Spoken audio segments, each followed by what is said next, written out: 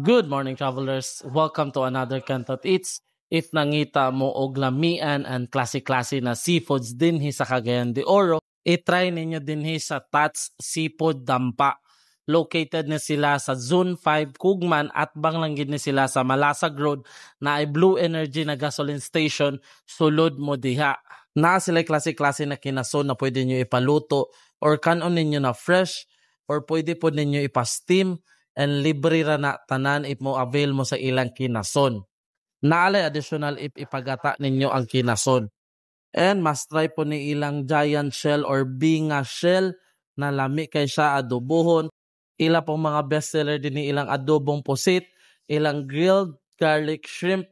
And for me, one of the best gid kung asa magsutukil dinhi jud sa Tats kay the best gid kaayo ilang kinilaw og ilang tinula. Para complete gid atong seafood craving, i-try ninyo ilang famous seafood boil with scallop, corn and potato, and the best pa jud kayo ilang Cajun sauce. By the way, naapot sila yung mga pork pino, naa sila grilled liempo and baby back ribs, and wala na nako na videohan kay nag-attack na mi sa pagkaon kay gipanggutom na ang mga people. The best pa jud din kay dagan sila og parking and you can feel the breeze of the sea kay daplin na gid siya sa dagat. Plus, naapagit sila acoustic na mo play every night. So, if mo bisita mo din bring your family and friends kay buyag pod silang mga serving sa ilang food.